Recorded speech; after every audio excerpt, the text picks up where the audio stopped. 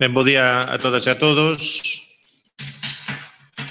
Como terceiro prato, digamos, desta mañá xa ben intensa, vou entrar quizáis máis en fariña do tema que fulcro deste congreso, que é a relación entre as Irmandades da Fala, isto é, entre o movimento nacionalista ou galego e América.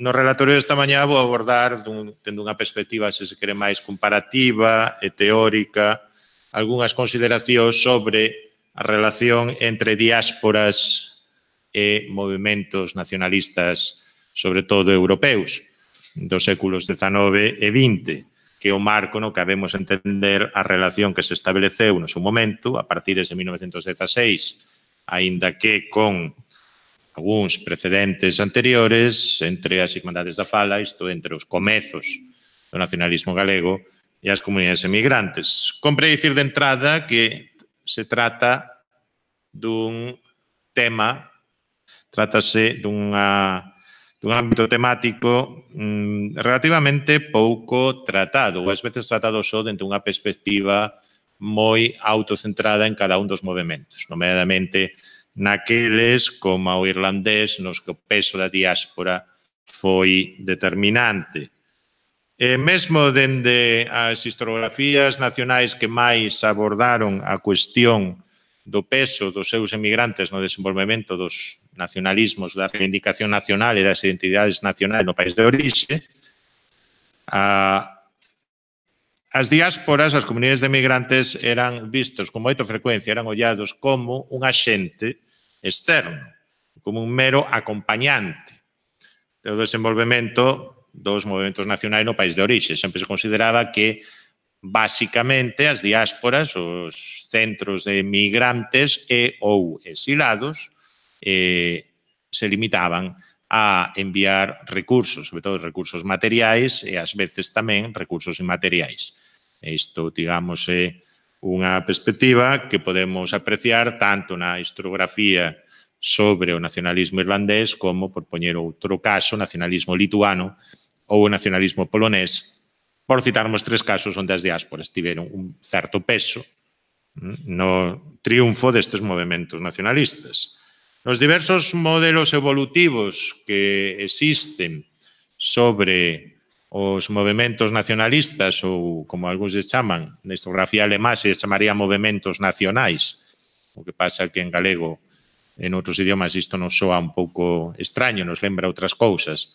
Dende o modelo evolutivo do historiador checo Miroslav Roch ata os máis recentes e máis politolóxicos de Hechter e Levi, o Simon Simonolevic, apenas se presta atención á variable da presenza de fortes comunidades migrantes, a variable peso da diáspora, porque parten de entrada dun conceito moi territorializado e, se queren vostedes, moi eurocéntrico do nacionalismo, da identidade nacional.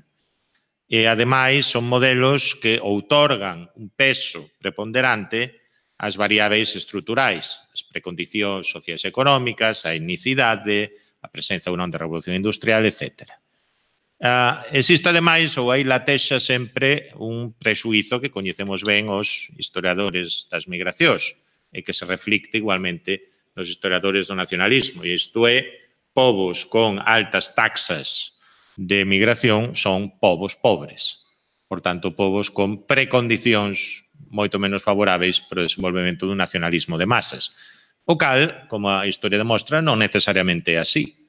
Irlanda é un perfeito exemplo de nacionalismo sucedido, de nacionalismo con éxito, que, en troques, presenta moitas variables estruturais deficientes e, dende logo, unha diáspora moi activa e que incide de maneira directa no desenvolvemento do movimento.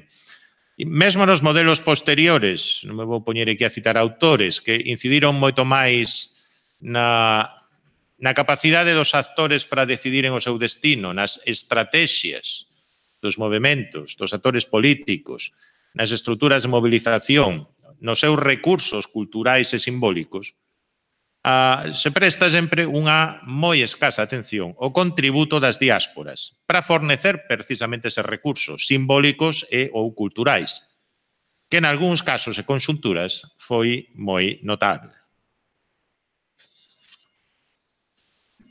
Ben, sobre o termo diáspora existe unha grande variedade de definicións, pero podemos dicir que o termo diáspora é máis amplo que o termo migración, pode abranguer a comunidades de exilados, comunidades de migrantes económicos, comunidades de migrantes políticos, pero que en todo caso o que lles une é un evento traumático. É dicir, hai detrás un evento traumático que provoca un grande éxodo. Nalgúns casos, como sabemos, o caso do sionismo, o nacionalismo territorializado só pode surdir nelas. Por iso tamén o sionismo é unha excepción dificilmente comparável coas demais, porque xorde nun pobo diaspórico por excelencia que nun interdeterminado, final do século XIX, decide seguir o exemplo doutros nacionalismos europeos e chega á conclusión precisamos un Estado propio, precisamos un territorio. Tamén o caso de Irlanda doita ser sempre visto como exótico, pero mesmo neses exemplos o nacionalismo dos migrantes era unha variable secundaria, sen capacidade de evolución autónoma. As diásporas eran ou os que fornecían recursos, sobre todo materiais, lugares de exilio que desempeñaban un papel só en conxunturas determinadas e que, pasades a conxuntura, desaparecían do protagonismo, ou nas que só o nacionalismo xurdía como un produto trasplantado dende a metrópole e que, ademais, dende a perspectiva dos estudos migratorios dos países receptores, que non é sempre a mesma que a perspectiva dentro dos países emisores, só se encadrarían no que Herbert Gans, no seu momento, denominou etnicidade simbólica, é dicir, como unha sorte de variable subordinada. Nos, dende a nosa perspectiva, o que nos interesa é investigar ou pescudar canto seguen a ser ou seguían a ser galegos os galegos da Argentina. Dende a perspectiva argentina, non interesa tanto como seguen a ser galegos, senón que interesa sobre todo cando se fan argentinos e como. Entón, dende ese punto de vista, o que interesa probablemente a súa presenza como lobby, como grupo de presión dentro da política do país receptor, pero non tanto cales son as súas actitudes cara ao país de orixe. Entón, na inxente bibliografía, por exemplo, sobre os Irish Americans, sobre os irlandeses da América, é a segunda perspectiva a que impera, non? Ou como unha vez me comentou un historiador de Santa Bárbara que se dedicaba a estes temas, me dixo, ben, para os irlandeses o importante é saber se o señor Fitzgerald, o avó de John Fitzgerald Kennedy, en que medida apoiou o nacionalismo irlandés en orixe, a nós o que nos interesa é a medida en que o señor Fitzgerald recrutaba votos entre os irlandeses de Boston pro Partido Demócrata. Porque a nós que nos interesa é despois a evolución dos Kennedy, entre os historiadores irlandeses o que lles interesa é o que fixo Fitzgerald en prol dos irlandeses. Ben, dende comezo do século XXI, teñense producido algunhas novas olladas ao fenómeno do nacionalismo que, en homenaxe ao doutor Antonio Pérez Prado, podemos chamar ectópico, é dicir, que nace fora do útero da nai. Antonio Pérez Prado, que falou nesta tribuna máis dunha vez, grande figura tamén das letras e da ciencia argentina, se me dicía que era un galeguista ectópico, un galego ectópico, non? Desenvolvido fora da Galicia territorial. Deste nacionalismo ectópico ou das diásporas. Por qué? En primeiro lugar, polo desenvolvemento dos estudos sobre os exilios e a súa interacción coas comunidades migrantes, nomeadamente as perspectivas sobre historia social e cultural sobre os exilios, e aí xurdiron pontos de contacto varios cos estudos sobre os líderes das comunidades de inmigrantes. En segundo lugar, polo desenvolvemento dunha focaxe, non? Dunha perspectiva propia de historia global e transnacional sobre o desenvolvemento dos nacionalismos e dos movementos nacionalistas en xeral. Esta perspectiva, sobre todo, salientaba, dunha banda, o papel, a relevancia das transferencias culturais e da dimensión croisée, da dimensión entrefebradas, podría dicir en galego, do desenvolvemento deses movementos. Hai unha frase que eu gosto moito repetir da historiadora francesa Anne-Marie Thiers, que rien de plus internacional que le nacionalisme. Nada máis internacional do que o nacionalismo. Non hai nada máis internacional. É un feito que os patriotas ou nacionalistas, conceitos que utilizo basicamente como sinónimos, ollo, noutras historiografías non é así, cópianse, os nacionalistas cópianse uns aos outros. E, de feito, canto máis orixinais pretenden ser, máis se parecen os uns aos outros. O único que varían son os contidos concretos, pero os contedores e a maneira en que se organizan adoita ser moi semellante. A propia Anne-Marie Thiers fala do método IKEA. A construción das nacións é un IKEA, o que un vai e colle aquilo que lle convén. E tamén é certo que no decurso do proceso de transferencia, a natureza do produto transferido, do produto cultural transferido, tamén experimenta mutacións. E, doutra banda, a importancia, digamos, dos momentos, non? Das conxunturas nas que a difusión dos imaginarios e ou ideas sobre a nación sofre unha sorte de aceleración. Mesmo aquí poderíamos falar de que existen conxunturas na historia nas que hai unha sorte de vaga, unha primavera dos povos, como se falou no 1848, que se volveu repetir no 1918-19, despois da Primeira Guerra Mundial, e se volveu repetir igualmente, maior ou menor medida, entre 1989 e 1992.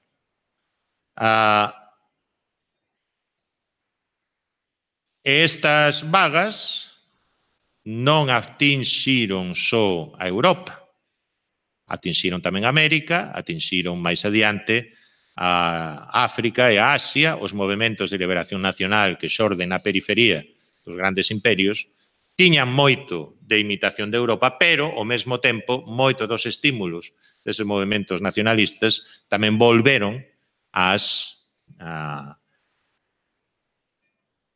nacionalidades europeas. E isto tamén, obviamente, fixo que cobrase un maior papel o estudo dos intermediarios neses procesos. E aí, obviamente, os migrantes xogan un papel privilexiado. Os exilados, pero tamén os migrantes. E isto levou igualmente a valorar o papel das imaginacións diaspóricas. É dicir, a enxergar as comunidades de migrantes como axentes activos e non só pasivos. Non só financiadores, senón que tamén inciden con dinámica propia no desenvolvemento dos movementos nacionalistas. Non só forneceron recursos materiais, tamén inmateriais, forneceron contactos internacionais, intermediaron perante outros estados, forneceron líderes ectópicos. O caso máis coñecido é un dos pais da independencia irlandesa, Imón de Valera, que salvou do afusilamento en 1916 por ser norteamericano, fillo ilexítimo, parece ser, dun español, dun músico español, Juan de Valera. Ora ben, a de Valera levárono con 4 meses a Irlanda e criouse na Irlanda rural, por tanto, era americano, pero así o recoñecía en América, pero só de nacemento. Pero aquí, digamos, o caso galego é un bo exemplo. Suárez Picallo, Alonso Ríos e outros máis dos que falaremos esta tarde. Pero podemos tamén falar de outros casos na Europa Oriental. Por exemplo, un dos políticos lituanos máis influentes nos anos 30 apelidábase de Castro. Era un lituano criado no Brasil, de pai brasileiro e nai lituana, e que despois volvera. Tamén, digamos, concibiron imaginarios, conceitos de nación específicos e realizaron contributos, maiores ou menores, os repertorios culturais e de movilización dos nacionalismos europeus. Contributos que ás veces teñen, digamos, unha certa presenza visible. Todos coñecemos o caso da estelada catalana, ou catalanista, non?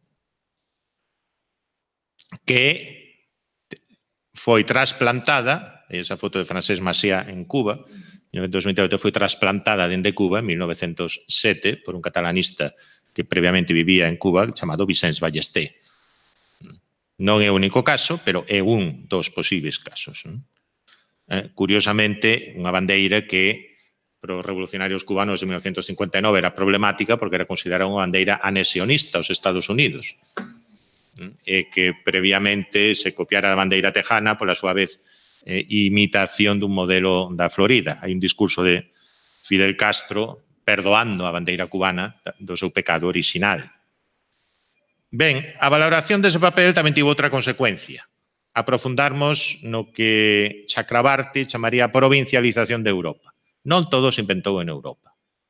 Nin sequera no século XIX, nin no século XVIII. Non hai que entender que os movementos nacionalistas, ou se queren vostedes, as nacións e entidades nacionais europeas, grandes ou pequenos, son únicamente un produto que se exportou a Latinoamérica, que se exportou aos Estados Unidos de América, ou que se exportou ás diversas periferias imperiais.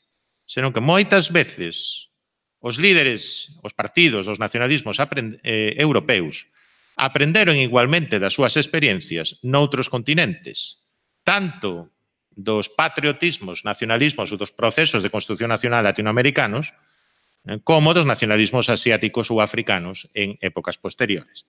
Exemplos. Eu sempre lle pregunto aos meus alumnos por que Garibaldi leva un poncho. Non son moitos os que saben contestar. Un vai a Porto Alegre e dase de conta de cal é a dimensión, digamos, brasileira, nomeadamente gaúcha, de Garibaldi, o seu papel na Revolución Farroupilha, e como iso deixou pegadas na súa concepción da democracia e, digamos, da movilización nacional.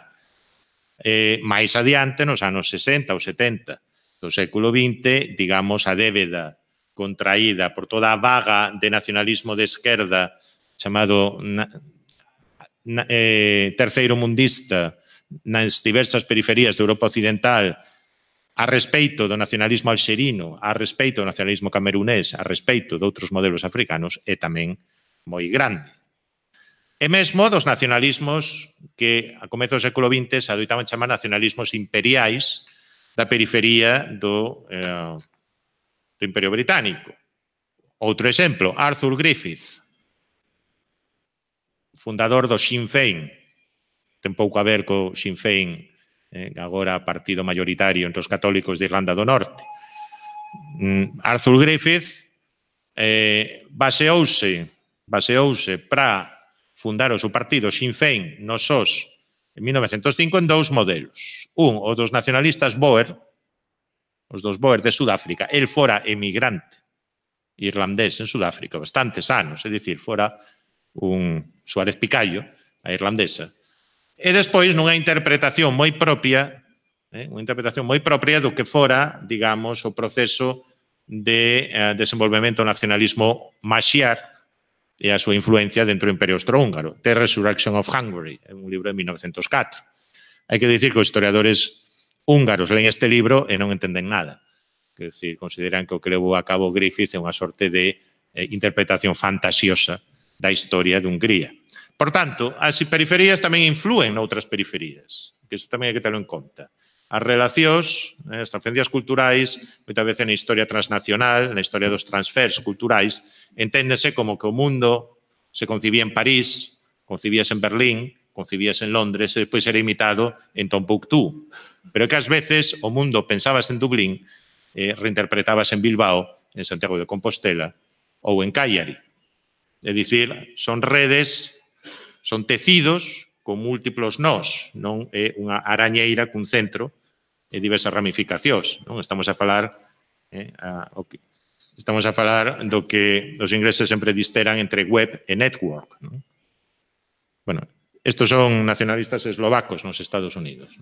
Era de nota. Ben, non vou aquí a facerlles un reconto de todas as diásporas nacionalistas que se sucederon no século XIX e parte do XX, que aínda seguen a ter presenza hoxe en día. Se vostedes van xantar ou cear a un restaurante kurdo na Alemanha ou en Gran Bretaña, as posibilidades de que lle estean dando diñeiro ao PKK, o partido un dos partidos nacionalistas do Kurdistán, é bastante alta, por exemplo.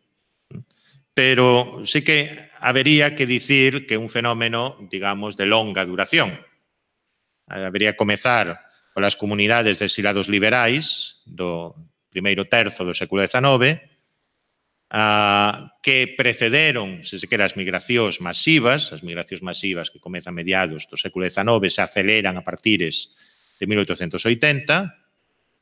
Coas migracións masivas xorden comunidades de migrantes de moi diversa procedencia, sobre todo en destinos americanos, aínda que non únicamente, tamén en Sydney ou Cidade do Cabo.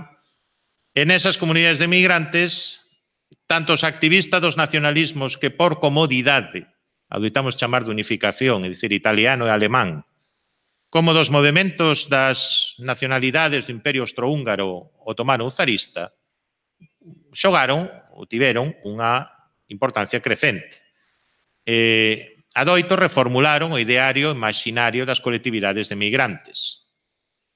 Isto que nós coñecemos moi ben do caso galego, que se van Castro López, Álvarez Insua, etc., a finais do XIX, ben, isto témolo no caso eslovaco, témolo no caso checo, témolo xa previamente cos italianos, cos republicanos mazzinians liberais que se refuxian no Río da Prata, en Montevideo, despois en Bos Aires, que de algún xeito asumen o liderado étnico, o liderado das comunidades de migrantes, establecen alianzas máis ou menos inestáveis.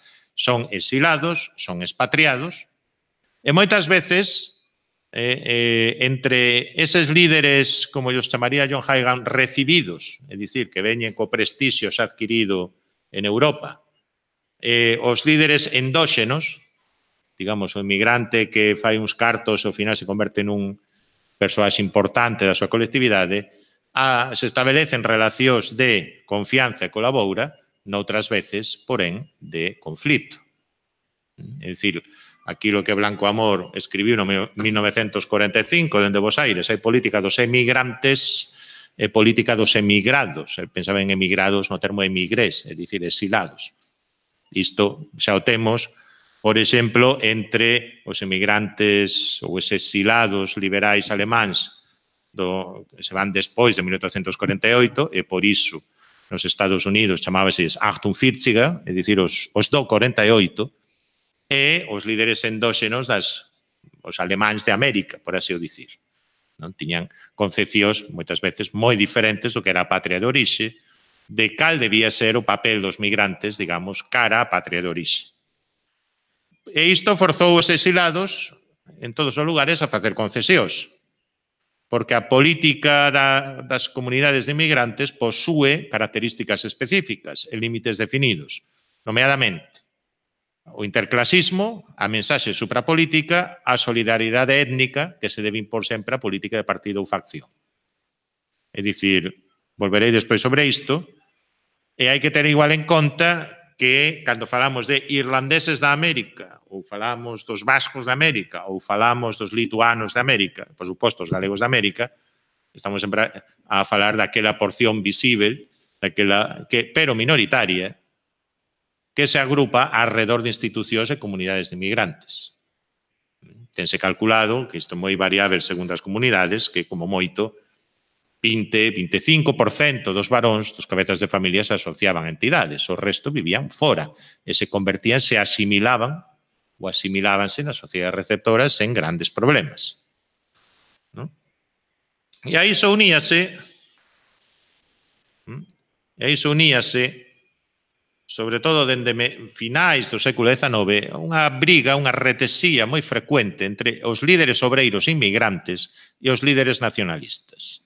É moi típica dos Estados Unidos, pero non só. É dicir, líderes obreiros inmigrantes que practicaban o internacionalismo e que basicamente o que querían era facilitar a integración dos contingentes de inmigrantes dunha mesma procedencia nos sindicatos norteamericanos, creando seccións específicas, o caso, por exemplo, do que se chamaba o unionismo xudeu, pero tamén a organización autónoma dos poloneses en moitas zonas mineiras, sempre en competencia e colabora cos irlandeses, e os líderes nacionalistas, é dicir, que pensaban sobre todo na política cara ao país de orixe, o cal só de maneira secundaria tería un reflexo na situación interna do grupo inmigrante de referencia na sociedade de acollida.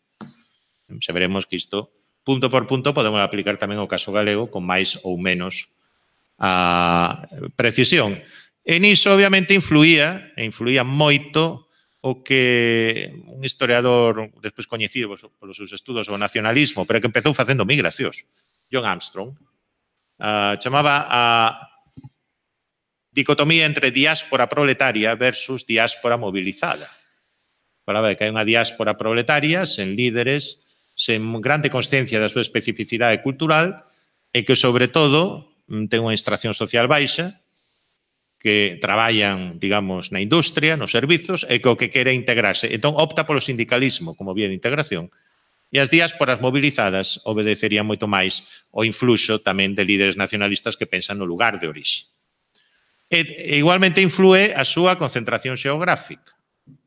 Non é o mesmo estar concentrado en Nova York ou Londres, metrópoles de incidencia global, que estalo en Bos Aires, que unha metrópole, lamento polos porteños na sala, pero de influencia non tan global, digamos, un pouco máis limitada. Xa non digamos, esa diáspora se concentra nos Apalaches, e non en Boston. É dicir, ou se concentra en Entre Ríos e non en Mar del Plata. É dicir, onde se estea tamén influe na maneira en que se acada visibilidade. E isto ás veces tiña unha certa interacción con outro punto, que era que as metrópoles imperiais, ou as antigas metrópoles imperiais, París, Londres, Viena, Nova York, Berlín, Estambul, en menor medida tamén algo Roma ou Madrid, podían funcionar como metrópoles antiimperialistas, é dicir, onde se xuntaban activistas nacionalistas ou anticoloniais de moi diferentes procedencias e tiña lugar contactos entre eles. Caso dos indonesios e dos indios en Ámsterdam, dos bretóns e dos alxerinos en París, dos vascos e sardos en Roma, houve aí algúns contactos, etc. Por tanto, o desenvolvemento dos movementos nacionalistas e das súas diásporas é unha interacción, se queren vostedes unha ósmose constante entre países de orixe e países de destino. Unha interacción con diversos niveis de intensidade entre dous polos, ou máis. Unha interacción que seguiu ritmos e intensidades diferentes. Non sempre o nacionalismo dos migrantes seguiu o ritmo de desenvolvemento dos seus coterráneos de orixe. Hai casos onde ao revés. A diáspora se fai moito máis nacionalista do que os coterráneos no lugar de orixe. Por exemplo, os frisóns, as sociedades frisonas de América, Frisia no norte dos Países Baixos, despois do 45 eran moito máis nacionalistas do que o feble nacionalismo frisón nos Países Baixos, en partos galeses. As comunidades galesas da Argentina, por exemplo, son un caso onde o nacionalismo era mayoritario, e non así. Outras eran, pola contra, demasiado proletarias. Esos se interesaron polos seus intereses sindicais ou gremiais. Un bo exemplo son os macedonios. Forte nacionalismo en orixe, feble nacionalismo na diáspora. Tú pensando nos macedonios de Berisso, por exemplo, ¿no? Ou de Avellaneda. E outros casos nos que o sentimento nacionalista recreaba mesmo unha patria imaginada e arcaica que xa non existía como tal nos seus lugares de partida. Pero que daba lugar a diásporas que imaginaban unha patria de orixe e que só se entendían entre si mesmas. Para min, o mellor caso sería o da diáspora armenia. É dicir, a súa Armenia de orixe foi destruída, como é sabido, polo xenocidio ou as masacres cometidas polo Imperio Otomano en 1915-16, por lo tanto, a súa Armenia de orixe na Anatolia xa prácticamente non existe, a súa relación, a relación das diásporas dos diversos pontos da diáspora armenia coa Armenia post-soviética de hoxe moitas veces é moi problemática, é dicir, non se identifica nunha Armenia que non é exactamente o lugar de orixe dos seus avós ou bisavós. E, finalmente, hai que ter en conta que o imaginario nacionalista importado ou adaptado da Europa no seo das comunidades migrantes non sempre servía as mesmas funcións. O cal explicaba as súas mutacións e os seus graos maiores ou menores de suceso. Moitas veces os inmigrantes asumían os discursos identitarios que se elaboraban na Europa sobre a súa terra de orixe, non porque estivesen especialmente interesados na consecución da autodeterminación, da independencia, da autonomía, etc., por lugar de orixe, senón porque é unha estrategia para se relegitimaren perante a sociedade receptora ou para competiren millor con outros grupos étnicos e inmigrantes. O caso, por exemplo, dos irlandeses en Nova York, en outros lugares.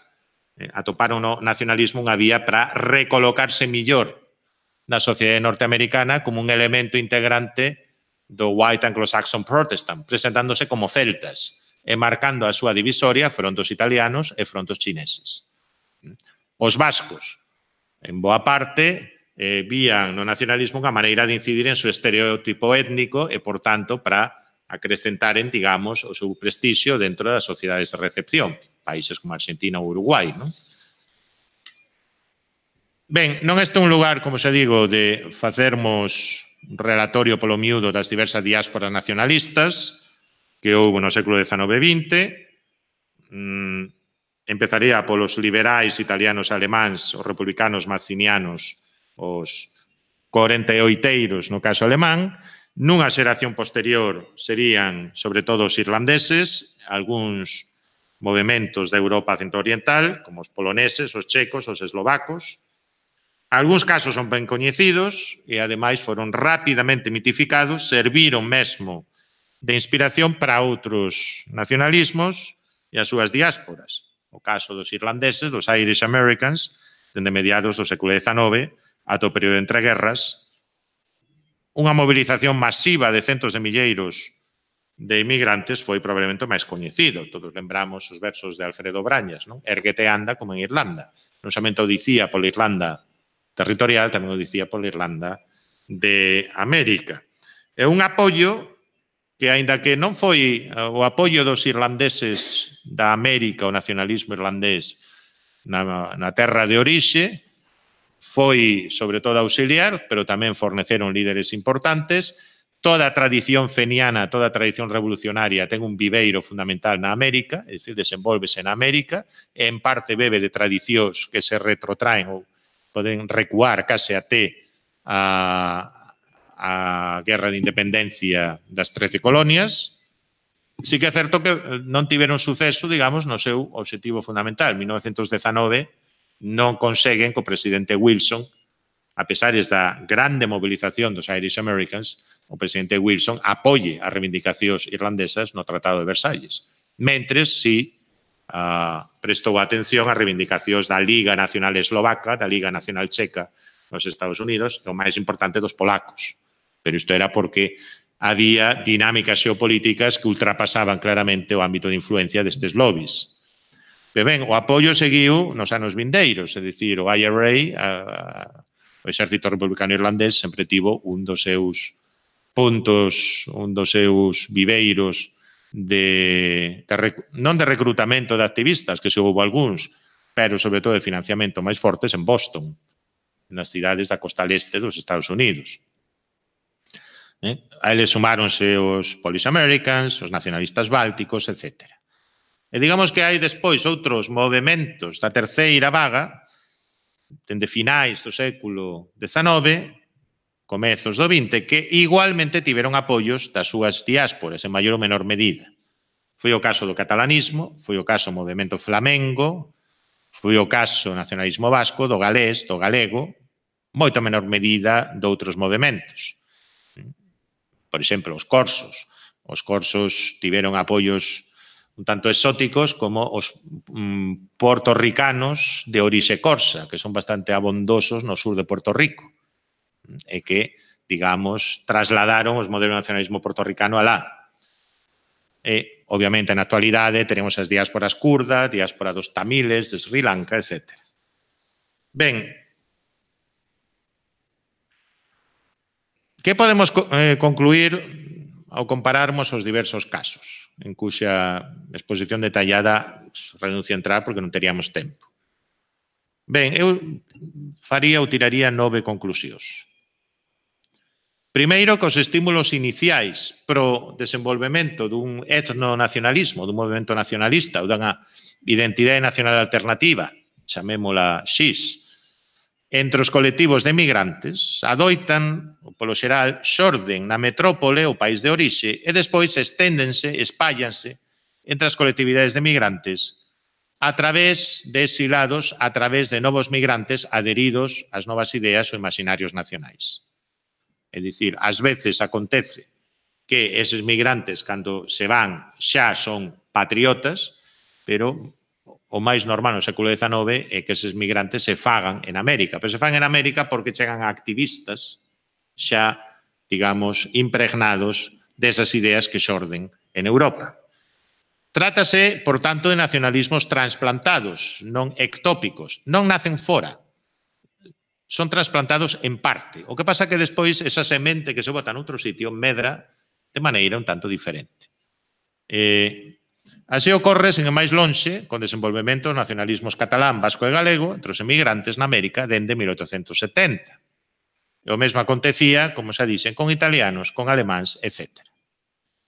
En terceiro lugar, un feito é que o sentimento diaspórico e identidade de orixe víase acrecentada cando existía, digamos, algo semellante a un acontecemento traumático. Que iso xeraba un ambiente favorable á difusión dos ideais nacionalistas entre os migrantes establecidos ou os recén arribados. Cando o outro, a Gran Bretaña ou Turquía, era visto como culpable directo do éxodo. Turquía, por razóns obvias, non? Culpable da masacre dos armenios, pero, por exemplo, o argumento máis eficaz que utilizaron os nacionalistas irlandeses na América para gañar simpatías foi culpar a Gran Bretaña, e culpar a Grande Bretaña da grande fame de mediados do século XIX. É dicir, a culpa non era dos naturais do país, non era que fosen pobres, é que estaban explotados por unha potencia exterior. Entón, eran realmente Gran Bretaña culpable de que os inmigrantes irlandeses tivesen que traballar na construción ou en traballos mal pagos en Nova York ou en Boston. Ora ben, eses migrantes que receben estímulos dentro do país de orixe experimentaban outros influxos. De entrada, experimentaban o influxo dos propios discursos e imaginarios nacionalistas das sociedades de acollida, que moitas veces incidían na radicalización do sentimento nacionalista dos inmigrantes ou de algúns inmigrantes, que tamén obrigaban a modelar ou remodelar imaginarios na procura de xenealoxías que podemos chamar partilladas cos nacionalismos dos países de recepción. Por exemplo, é bastante interesante ver como o nacionalismo de José Martí, no caso cubano, inflúe nas formulacións nacionalistas de vascos, de cataláns, galegos en Cuba. Tamén inflúen os exemplos doutros inmigrantes que experimentaban movilizacións nacionalistas. É dicir, os vascos inflúen en América, inflúen os galegos, do mesmo xeito que os irlandeses influirán os polacos e viceversa. Por tanto, como se dixen, o discurso nacionalista importado de Europa estivo suxeito a reinterpretacións e adaptacións diversas, tanto un novo entorno social como as diferentes funcións que viñan determinadas pola súa vez, pola situación de cada colectivo inmigrante e polos intereses de cada súas elites sociais endóxenas. É dicir, moitas veces o nacionalismo é un recurso discursivo moi eficaz para as propias elites endóxenas. E nisto non funcionaba tanto, non era tan influente, sería a miña sexta conclusión, o grao de etnicidade primixenia dos migrantes. En xeral, en toda América, os europeos asimiláronse moi rapidamente nas novas sociedades americanas. Latinoamérica, sobre todo, pero tamén os Estados Unidos, son exemplos de melting pot bastante sorprendentes. É dicir, os albaneses do sur de Italia mantiveron a súa lingua albanesa, as minorías albanesas de Calabria, durante 5 séculos, migraron a Luján e se hispanizaron nunha xeración. E o mesmo aconteceu con moitos outros povos que en entornos relativamente hostís na bella Europa mantiveran a súa lingua e despois asimiláronse cunha velocidade realmente sorprendente en Latinoamérica e tamén nos Estados Unidos. Por tanto, non é que Non era que simplemente houvese un grande número de inmigrantes procedentes do rural que falaban a lingua do país de orixe, etcétera, que tiñan as características étnicas máis a flor de pel. Non. Moitas veces os inmigrantes que facían bandeira despois do nacionalismo, que se apuntaba ao nacionalismo en segunda ou terceira xeración, estaban perfectamente asimilados nas sociedades de recepción. Citando o sociólogo Anthony Smith, non se trata de xeoloxía, as entidades nacionais non son xeoloxía, non son como as pedras, están aí, son gastronomía, cociñanse. Os ingredientes cos que se cociñaban non sempre eran os mesmos. Isto tamén permitía, obviamente, que dentro da xerarquía de prioridades, sobre todo dos membros das diásporas en segunda ou terceira xeración, a política cara ao país de orixe tivese unha importancia máis secundaria ou fose máis festiva, digamos, que a política cara ao interior. E moitas veces sostiñan posicionamentos que non tiñan nada a ver entre eles. É dicir, o Pete Senarrusa, o grande partidario do plan Ibarreche no Senado norteamericano, comezo do século XX, era un republicano conservador en todo o demais. E non tiña nada a ver, digamos, coa xenda social reformista ou nacionalismo vasco que apoiaba en orixe. Podemos falar tamén de casos galegos parecidos. Os vascos de Idaho, por exemplo, de Boise, Idaho, todos eles, por lo menos os agrupados alrededor das entidades, todos eles, no seu momento, partidarios de ETA, de moitos, por lo menos, de esquerda Berchale, etcétera, etcétera, en política interior votan Trump. E non ven niso absolutamente ninguna contradición, porque son dúas escalas diferentes. Os colectivos movilizados, en todo caso, non eran o conxunto dos migrantes. Isto compre insistir no tema. Os nacionalistas irlandeses, lituanos ou croatas na diáspora, non contaron co apoio de todos os seus coterráneos. Habían facer fronte, ademais, a competencia de proxectos que incidían na asimilación lingüística e mesmo na asimilación dos grupos que constituían o seu albo, digamos, o seu obxectivo, por parte dos estados ou imperios dominantes dos que procedían. Isto é, houve moitos vascos que se fixeron españois en América, houve moitos galegos que se fixeron españois en América, ademais de argentinos, brasileiros, etc. Houve moitos eslovacos, por exemplo, que se fixeron húngaros na América. É dicir, aí a competencia eran os que os nacionalistas eslovacos chamaban despectivamente major nouns, é dicir, algo así como hungarazos, sería, digamos, a traducción, non? Pedazos de húngaro. Entre os nacionalistas poloneses e lituanos había sempre unha briga porque os moitos inmigrantes lituanos acabábanse asimilando os poloneses. Entre os inmigrantes ucraínos e rusos, pois había tamén, digamos, esa tensión en que se os inmigrantes ucraínos se sumaban ás sociedades rusas, sociedades ucraínas. É dicir, aí as ambiguidades son moito maiores. E, por suposto, se entramos na segunda ou terceira xeración, os activistas adoito eran totalmente mestizos. É dicir, coñezo nacionalistas galegos na Argentina que só teñen un avó galego, 3 italianos ou alemáns, pero que, por razóns persoais moi diversas, pois porque era a avoa ou o avó que os trataba mellor, que lles co que máis se criaron, ou porque viaxaron e que lles gustou máis que Alemanha, pois simplemente se fixeron ou se identificaron con esa parte das súas raíces. En cada caso concreto temos diferentes formas de liderado étnico ou nacionalista. Podemos dicir que no período formativo das comunidades inmigrantes impera un liderado que Huygens chamaría de tipo recibido, que nunha segunda fase son os líderes endóxenos os que normalmente se alternan con aqueles. E que as diferenzas entre os diversos grupos migrantes son moi notáveis. Hai unha especificidade dos galegos en todos os xeitos, que ten pouco a ver con moitos estereótipos que ás veces se ascriben. No caso galego, os curas non xogan prácticamente ningún papel.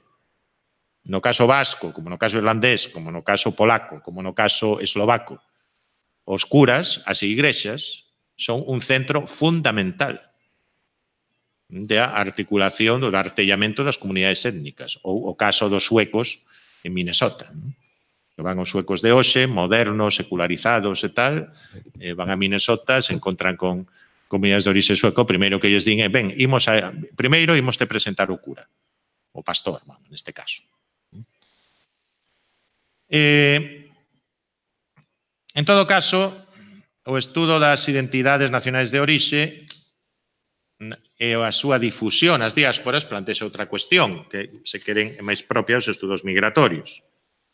É dicir, nós seguimos o rastro, digamos, seguimos o trazo das elites, seguimos manifestacións visíveis de identidade colectiva, participacións en actos públicos, manifestacións, aceitación ou refugo de símbolos e rituais, etc.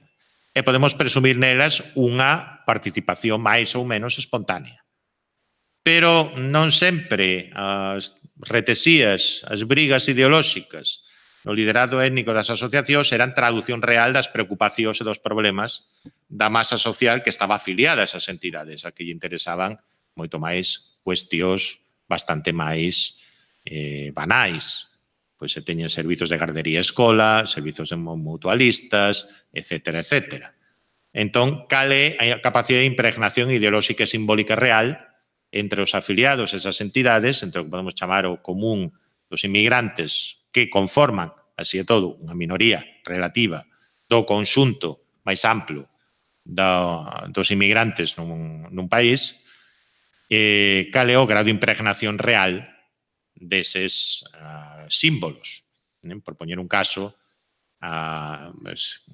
no caso dos vascos de Idaho, que antes lle expuña, sempre me comentaba un colega vasco, que te vir moito por aquí, Óscar Álvarez Gila, como convidaron a unha destas Welcome to Jaialdi, é dicir, Welcome to unha festa vasca, que lle din, agora imos cantar cancións vascas, e o primeiro que tocou a orquestra foi Pajaritos por aquí, Pajaritos por allá.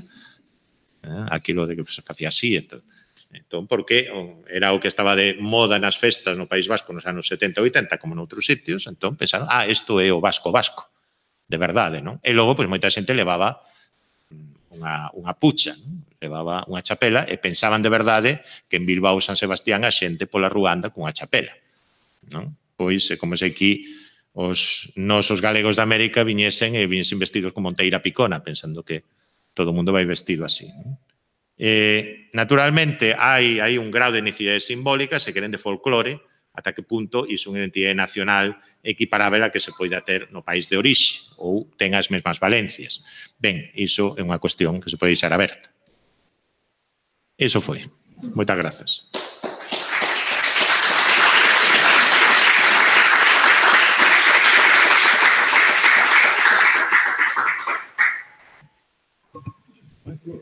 Debatemos. Ahora me doy cuenta que tiene que estar ahí, pero no pasó nada, ¿no? Bueno, iso diste. Eu controlei, ¿eh? No, por eso digo que non pasou nada, que foi mellor que Florero. Non sei, se deixas o debate para o final, para a tarde. Pois, como queira, eu diría que poderíamos ter... Son as 2:15, podemos ficar aquí ata as 2, diría, non? Un cuarto de hora, uso.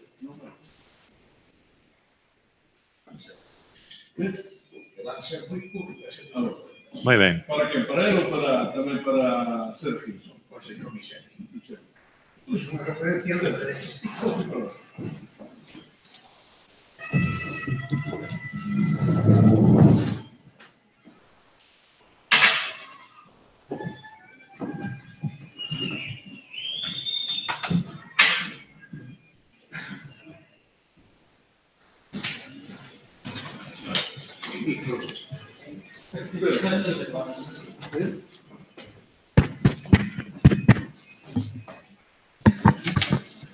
Bueno, primeiro, parabéns pola súa intervención, gustoume moito. son dúas cuestións moi puntuais, non? A primeira é a referencia que vostede fixo na súa primeira parte da súa conferencia a influencia que tuvo, que chamou a atención, Anatole France, naquela época. Entón, a pregunta é que foi o que determinou realmente ese tipo de influencia? Como se achegou ao grupo, digamos, intelectual daquele momento a figura de Anatole France? Cales foron as motivacións? A segunda é un pouco xa, na segunda parte da súa charla, o tema político, non? Dos anos 30, etc. Eu, polo que vostede, polo que lle escoitei, saquei a conclusión que a cooptación que se fixo dentro do Estado foi tan absoluta, tan completa, tan radical, tan intensa. Tiña unha pregunta se tamén o Poder Judicial, porque interesaba o tema, fora cooptado, xa dixo que sí. Entón, a conclusión que eu saquei, así a bote pronto, digamos, de todo o que escoitei, é que, excepto no eido religioso, aquela era unha política absolutamente semellante a stalinista, a rusa stalinista. Non sei que é esa conclusión. Si todas as institucións, todas as partes importantes da intelectualidade, etc., e dos servicios públicos, da política, etc., estaban condicionadas polo eixo político do momento, aquelo para min era puro stalinismo. Eran un pouco as dúas preguntas. Despois, a intervención do ponente argentino ausente, a lectura que fixo Villares, moi ben feita, por certo, moi ben feita, moi ben leída. Claro, non é unha pregunta, é unha reflexión, é un tema, en fin, pouco metafísico, non? Se aquella conclusión tan extendida entre os escritores argentinos, incluso da altura de Borges, etc., repito, desa extensión do concepto negativo do galego, non? Entón, a pregunta que non é pregunta, é unha reflexión, como non ten contestación posible porque non está presente o interpelado, a deixo no aire, non? Cando rematará, en que momento histórico do futuro máis ou menos próximo en Argentina desaparecerá ese concepto negativo do galego? A este respecto recordo que unha anécdota que unha viaxe institucional que fixo o presidente Menem argentino aquí a Galicia, según trascendeu que nunha conversa que tiña co presidente galego daquela época, que era Fraga, parece que Fraga lle reprochou cordialmente, por suposto, ese feito, e parece que Menem fixo, claro, un brindis ao sol de que iba a facer todo o posible para eliminar eso. Evidentemente, eso era, repito, un brindis ao sol, non creo que o presidente tuvera poder para eliminar eso, pero o feito é que eso sigue manténdose, non? Entón, un pouco deixo ese tema no aire, porque, claro, a mí, como galego, síntome francamente abarallado con este tipo de cousas. Gracias.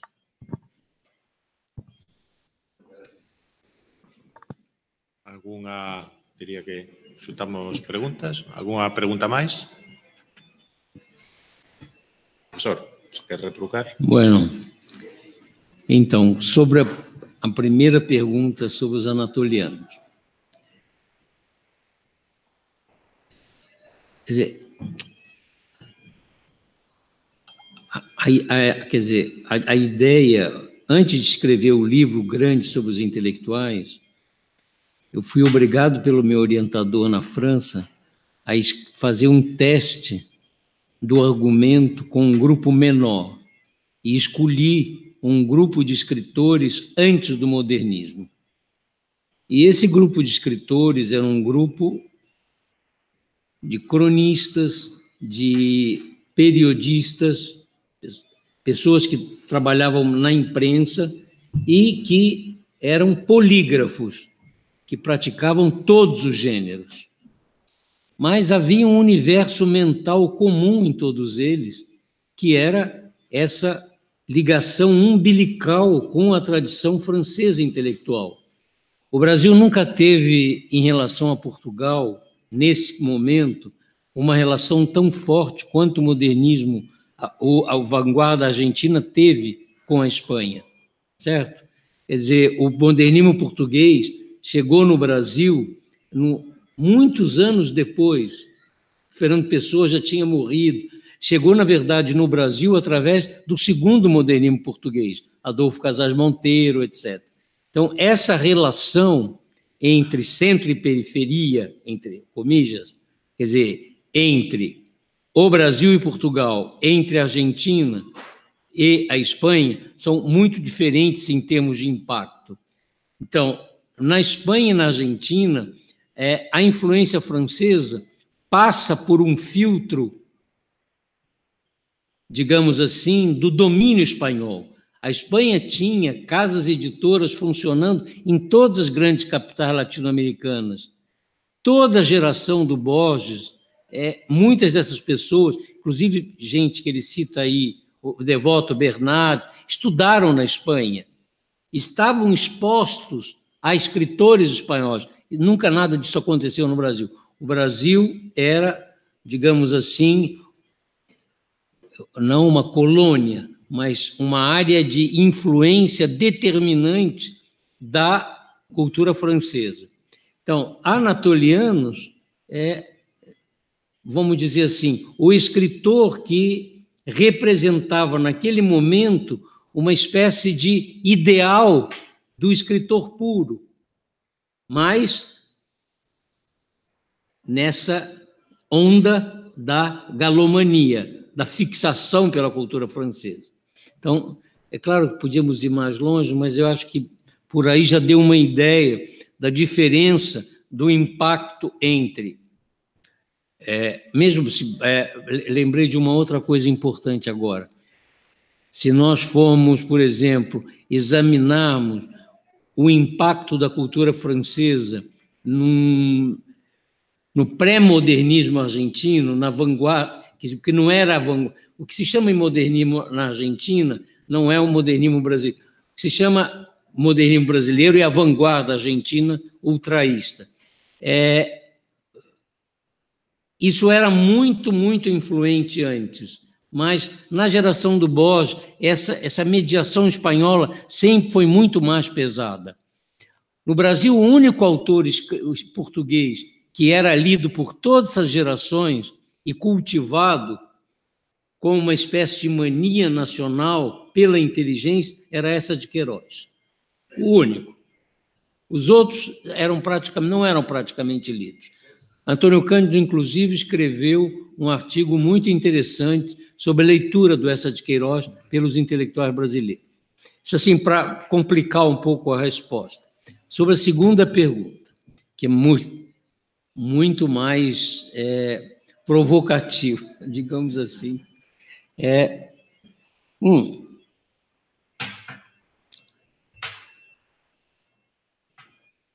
Vamos voltar a uma comparação de novo com a América Espanhola para a coisa ficar mais clara. A ditadura, chamada ditadura Vargas, o Estado autoritário, que começa com a Revolução de 30, porque é ele que é entronizado como presidente provisório, até as eleições de 34,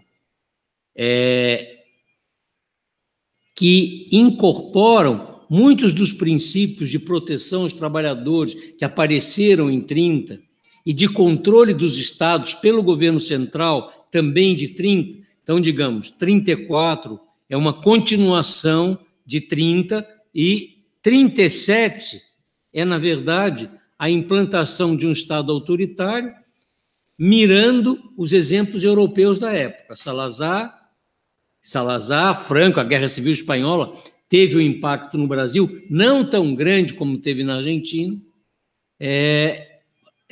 Todo esse movimento autoritário europeu, digamos, é mobilizado pela direita brasileira e pelos fascistas brasileiros como, digamos, uma inspiração internacional, mas onde eles querem incutir um conteúdo que não é exatamente um conteúdo autoritário. Então, um elemento importante na diferenciação entre o Estado autoritário, quer dizer, se nós formos comparar a década de 30 na Argentina e a década de 30 no Brasil, aparentemente na década de 30 na Argentina há uma sucessão de governos ditos liberais. Na verdade, há uma sucessão de governos militares muito autoritários que intervieram nas províncias e que fizeram todas as coisas que o Vargas fez, só que não era chamado Estado autoritário. Então, digamos, entre 30 e 45, que é justamente a época de Sur é criado em 31, certo? E, quer dizer, vai muito além de 45. No Brasil, tudo que estava acontecendo na Argentina estava acontecendo no Brasil. Intervenção nos estados, quer dizer, aparentemente se tratava de uma ditadura e, na Argentina, de uma fachada liberal. Na operação política, prática, era a mesma coisa. Diferença das inteligências. Na Argentina, a camada dominante na inteligência era uma camada de uma burguesia rica, crioja, local, com algumas admissões de imigrantes, como ele citou no trabalho do Devoto. Leopoldo Marechal, Roberto Alto, houve no ultraísmo argentino, no Martin Fierro argentino, a admissão de alguns imigrantes. No modernismo brasileiro, não há praticamente imigrante nenhum. Há um que é uma figura menor, que é menor que Del Pique, certo? Então, isso já é uma coisa importante para mostrar, vamos dizer assim, como é que a origem social da inteligência tem um fruto na organização e no modelo expressivo e na resolução estética. Por quê? Na Argentina, esse grupo burguês, é o grupo Vitório Ocampo, Borges, Adolfo Bioy Cassari, quer dizer, as irmãs Ocampo, todo esse grupo oligárquico que controla a legitimidade não tem nada a ver com o Estado. É um grupo privado, são setores privados da burguesia que comandam a cultura argentina nesse momento. Estou fazendo a comparação para ficar mais claro. Enquanto que no Brasil nunca houve um equivalente de uma revista como o Sul, nunca houve uma revista privada que tivesse esse impacto. Ao contrário do caso argentino, onde tudo existe concentrado em Buenos Aires, o Brasil, embora tenha um eixo dominante Rio e São Paulo, já nesse momento, há muitos centros regionais que seriam impensáveis na Argentina. Gilberto Freire não seria possível na Argentina. Dalton Trevisan, no Paraná, não seria possível na Argentina. Há muitas, Érico Veríssimo, no Rio Grande do Sul, há muitas carreiras intelectuais no Brasil, nas províncias, que só são possíveis dados a essa relativa descentralização da vida cultural. Então, digamos que o que há no governo Vargas é uma centralização do recrutamento de todas as facções, comunistas, integralistas, católicos. Vamos ficar com esses três para ficar claro, certo? E também aqueles que foram abandonados com a derrota de São Paulo. Muitos vieram para a capital, para o Rio de Janeiro. Mas essa absorção se fez, você falou, em stalinismo. Então, é por aí que a gente vai conversar. Não é stalinismo no seguinte sentido. Era um movimento, uma tentativa de acomodação de todas as frentes ideológicas. Vou dar um exemplo, que é um exemplo muito duro, muito triste, mas que é um exemplo verdadeiro. No governo Vargas, eu acho uma marxista dessa geração, que é Graciliano Ramos, acho muito melhor do que Jorge Amado, etc., ele foi preso, escreveu um livro chamado Memórias do Cárcere. Ele foi solto durante o Estado Novo, convidado pelo regime para ter um cargo público, para escrever em órgãos oficiais do regime, aceitou, foi retratado por Portinari e escreveu depois em crônicas de que não se tratava de um regime tão autoritário quanto alguns queriam, sobretudo os liberais, queriam fazer supor. Eu insisti muito na exposição, na montagem do mecanismo. Quer dizer, como o mecanismo atrai intelectuais de todas as tendências. Mas um elemento central da minha argumentação é o fato de que essa atração é possibilitada porque os intelectuais atraídos para todas essas tendências são, na verdade, parentes pobres de todas as famílias oligárquicas que não têm como sobreviver na elite, a não ser abraçando esse tipo de alternativa profissional. Então, digamos que não é stalinismo no sentido de que um governo muito mais ameno é cooptação pesada, mas não é stalinismo no sentido de que o governo abafou as tendências ideológicas. Elas continuaram se manifestando. O romance social, em todos os anos 30, o auge do período autoritário, como é que um governo autoritário pode permitir esse romance social? Quer dizer, pensar em Jorge Amado, Graciliano, Zé Lins, toda essa literatura romance social que não existia na Argentina, com essa força e com essa força de denúncia de injustiça social, desigualdade, etc. Então, eu tentei mostrar os 3 grupos para mostrar o primeiro grupo derrotado, junto com a oligarquia paulista. O segundo grupo, o grupo emergente, com o surto editorial e que, digamos assim, seria algo próximo da grupo privado argentino. Era um pessoal que viveu do que escrevia, que era um grupo profissional, de escritores profissionais. E esse terceiro grupo que arrebanhou, quer dizer, juntou pessoas de todas essas tendências e de todas essas qualidades. Quer dizer, nós temos desde escritores menores absolutamente relevantes até escritores absolutamente decisivos na tradição intelectual brasileira, como o Drummond. Quando o meu livro saiu, o grande escândalo do livro era que as figuras dominantes apareciam no livro como estando no mecanismo, mas elas estão no mecanismo. Sí. Bueno, non está de voto, pero se pode dicir facer só un moi breve comentario a respecto da pregunta sobre os galegos e os estereótipos. Hai que dicir 3 cousas. A percepción que nós temos aquí é moito máis grave, moito máis descontextualizada do que alá. É dicir, non só se fan brincadeiras sobre os galegos na Argentina e en outros países de Latinoamérica, fanse sobre moitos grupos inmigrantes. E ali, realmente, o que pasa, o que acontece é que sobre os grupos inmigrantes, como os galegos, porque se fan brincadeiras, o que se senten os galegos é ofendidos, ou moitas veces sentírono, como unha aldraxe porque non se correspondía co que agardaban. Agora, iso xa máis se traduciu en discriminación. É dicir, a discriminación auténtica experimentana os argentinos do interior, os de pele escura, etc., etc. Non os inmigrantes de orixe europea. Por iso, os brincadeiras probablemente irán mudando o seu significado. É dicir, a longa pervivencia dos estereótipos sobre os galegos en parte debe ser que proveñen da época colonial e despois foron realimentados con novos ingredientes, elementos de verosimilitude coa inmigración masiva.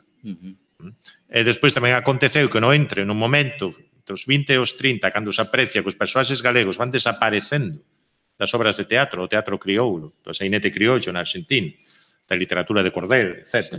Non é?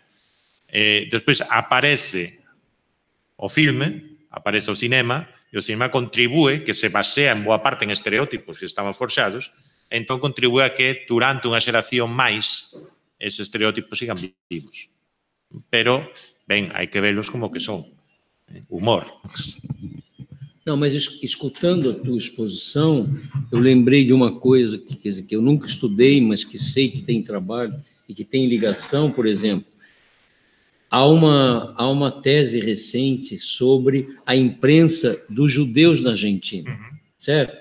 Sobre a imprensa italiana em São Paulo, mas era, quer dizer, tudo que tinha a ver com os imigrantes era como se fosse outro mundo. Outro mundo. Era uma cultura em paralelo. Quando, quer dizer, havia uma literatura em italiano e na Argentina enorme, muitos jornais.